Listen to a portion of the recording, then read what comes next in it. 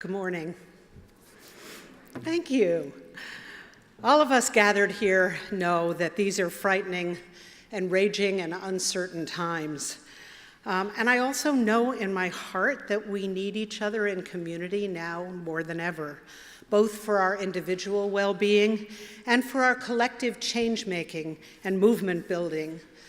So to try and bring forth my best in this crazy era, I feel I have to strengthen and center myself so that I can act more effectively on behalf of the people and the places that I most love. And this may sound strange, but trees have become a great help in this quest for me.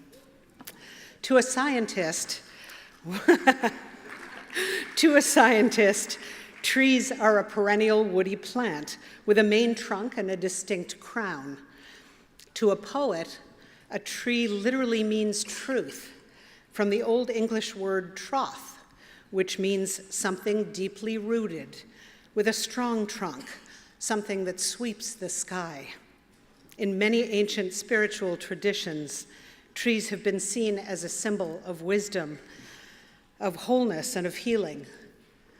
But too often, I've found I live as if I were mostly a trunk, focusing on the urgency of now, neglecting what's available to me through my roots and branches. Roots provide nourishment to trees, drawing up water and nutrients from the soil and from the mycelial networks underfoot. We too need roots to offer us stability and to help inform our actions from the wisdom of our intuition, our ancestors, and our dreams. As communities, our roots entwined underground can strengthen and stabilize us to endure high winds, floods, and catastrophic weather events. To strengthen myself, I'm practicing honoring my roots. I'm remembering that I'm here because of my ancestors' prayers, suffering, and resilience. I personally feel most rooted these days by my love of the natural world, of Mother Earth, by remembering and listening for guidance from my Jewish ancestors, and from my deep connection to all women and those who identify primarily as she, to an archetypal, gendered, embodied experience. Because of the persecution and slavery that my Jewish ancestors faced over thousands of years, they were forced to migrate often, and so they didn't get to put down roots in any one place for very long. They had to learn how to carry culture and stories and their sense of the sacred on their backs or buried deep in their hearts. They developed rituals to strengthen remembering and community, which helped them survive traumatic times. One of the most beautiful traditional Jewish teachings is called Tikkun Olam, the responsibility to help heal and repair the world. Feels more relevant now than at any prior time in my life. The Kabbalah, the ancient book of wisdom in the Jewish tradition, says that the brokenness in our world is due to the turning away from one another of the masculine and feminine aspects of the divine. We can help heal the world, they suggest, by helping the feminine and masculine aspects of the sacred to reunite. I continue to work towards healing both the feminine and the masculine roots within myself, so that I can better serve that larger rebalancing that I believe is so central to navigating our way forward with a reoriented compass. Then there is my lineage as a woman, which roots me both through my embodied experience and also through the historical and cultural violence, the many generations of women who have fought, died, and suffered before us for freedom, health, and justice, which lives on in me. This connection reminds me that we're all born of Mother Earth, and in truth, we belong to her. And often, what we do to women, we do to the earth, and vice versa. I remember that whether we are biological mothers or childless by choice, A mothering impulse to nourish and cultivate life is very much alive and powerful within each of us. I've seen the most indomitable and persevering love, perhaps our greatest resource for change, from women. And I believe that the only thing stronger than a determined woman is a group of women who have each other's backs.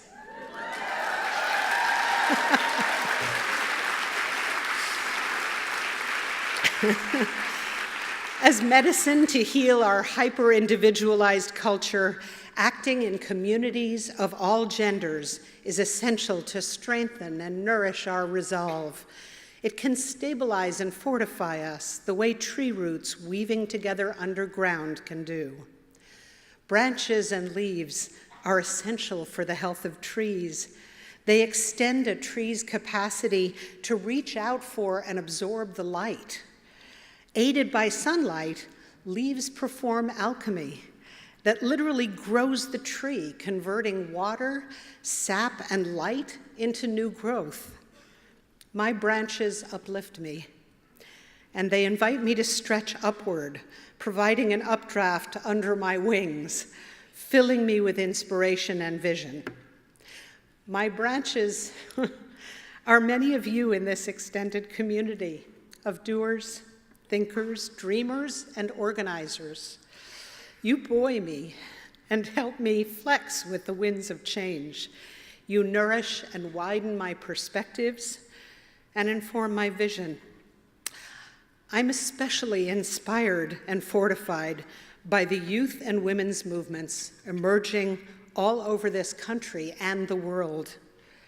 After a suicide wave ravaged the Lakota Sioux Nation, teenagers began healing by learning their culture's sacred ways. They formed One Mind Youth Movement, establishing a small prayer camp on the north end of the Standing Rock Sioux Reservation. The Indigenous Environmental Network paid for One Mind members to be trained as organizers, and they learned how the struggle against the pipeline was part of the same struggle as the one against alcoholism, poverty, suicide, and abuse. They organized a 500-mile relay run from the Sacred Stone Camp to Omaha to deliver a letter to the Army Corps of Engineers. Young runners participated from all 7 communities of the Sioux, spread out over an area spanning 5 states. Their vision, actions, and perseverance helped launch a movement, creating unifying bonds among people from many scattered nations, devastated by centuries of genocide and systemic abuse. Practicing peaceful and prayerful protest, they attracted many more. The connections woven among diverse communities are helping them work together now to defeat the outrageous voter suppression efforts currently assaulting North Dakota. Yeah. Meanwhile, Earth Guardians with youth from all 50 states and in partnership with Our Children's Trust are suing the government in a suit, right? In a suit known as Youth v. Gov for failing to act on climate change, seeing it as a constitutional right to have clean air, clean water, and a healthy future. Their case seeks to hold the government accountable. So far, in spite of several administration efforts to derail it, the trial is going forward. And meanwhile, Earth Guardians membership has spread across 6 continents spanning 40 countries. And over the past 8 months, the survivors of Marjory Stoneman Douglas High School's shooting have altered the debate about gun violence in this country, launching national campaigns and mobilizing marches and voter registration drives. Their determination to challenge the status quo, hold politicians accountable, and get stricter gun laws passed has been truly spine-tingling. The issues may vary, but the trend is unmistakable and global. Aided by social media, young people are mobilizing in huge numbers and with fierce commitments to demand change. My other great inspiration is women, who are awakening to proactively speak out and demand accountability for systemic gender and racial violence, while standing for human rights, climate justice, democracy, and economic equity. Persevering women are doing what they've always done, building relational structures through grassroots organizing that develop over time into real social movements by standing together to protect and defend what they love. While past demonstrations had focused on specific issues, the Women's March built upon years of organizing by women from Black Lives Matter, the Dreamer Immigrant Youth Movement, Indigenous women, and leaders such as Tarana Burke, founder of Me Too, to mobilize millions of diverse women to forge connections, not only in this country, but all over the world. The executive director of the National Domestic Workers Alliance and co-director of Caring Across Generations, Ai-jen Poo observed, "Women began to listen to our own stories and each other's, and realizing the immensity of the commonalities and challenges we face, began responding at scale. Inspired by the courage of the truth-telling they heard, from farm workers to Hollywood celebrities, the number of voices speaking grew, swelling the cultural momentum of Me Too into a wave." Now, this also provoked a predictable backlash from an entrenched patriarchy so threatened as to become even more repressive and dangerous in response. "We stopped looking up to those in power," she noted, "and started looking around at the women standing behind us and beside us. We realized our strength is our diversity, not our singularity, and the power that we need to claim is our own." We shifted from focusing on protesting laws to lifting each other up to become the lawmakers.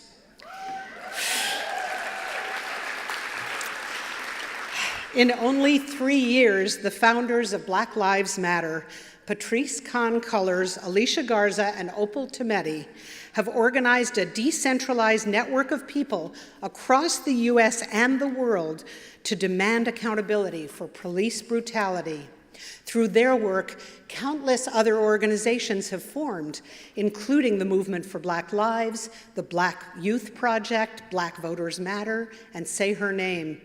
Mujeres Unidas y Activas, an immigrant rights group, was able to get the historic California Domestic Workers Bill of Rights adopted into law through their work. And Indigenous women have been coordinating strategic campaigns for earth and climate justice across the nation. From Idle No More to Indigenous Climate Action to Amazon Watch and the Women's Earth and Climate Action Network, to name only a few. Women-led grassroots movements are also growing in size and influence all over the planet. Both of these branches, the youth and women's leadership movements, share a common ground and are happening around the globe. Each is defining leadership as raising up other leaders. And all are developing leadership structures that are deeply inclusive, mutually respectful, and non-hierarchical. Notably, to counter the divide and conquer strategy that has been undermining progressive movement building for so long, each is recognizing diversity as a source of strength and engaging in the hard work needed to bridge differing worlds. They're also embracing the mutual mentorship that occurs when youth and elders work together without succumbing to the divisive trope of ageism. These movements are also taking a whole person long-term view.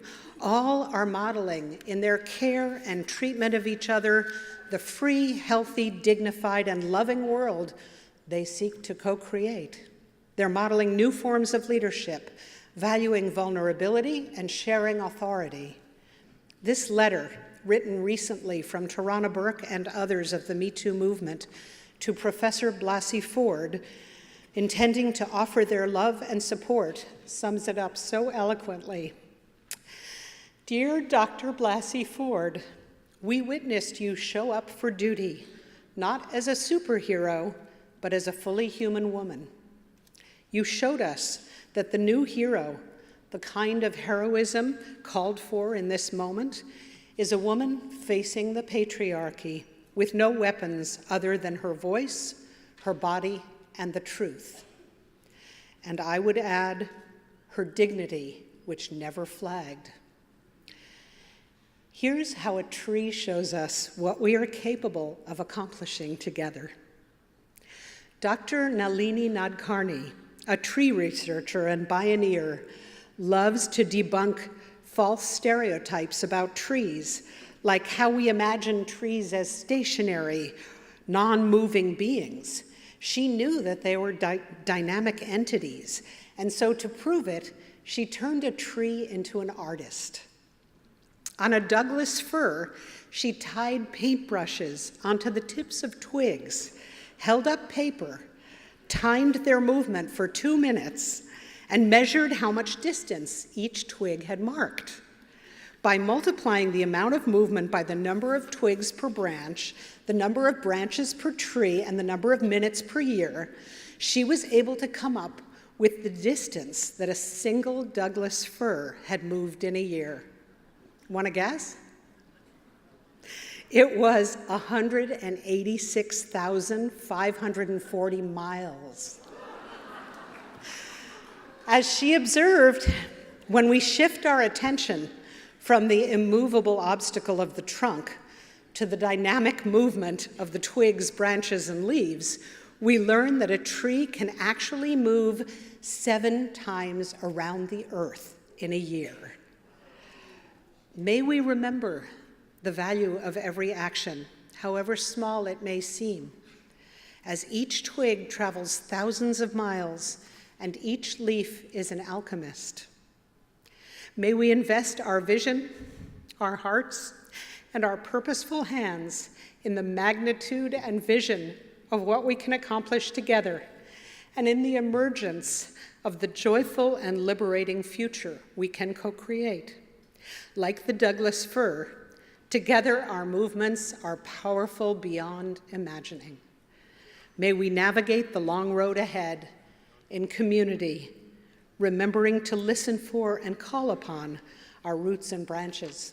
Thank you.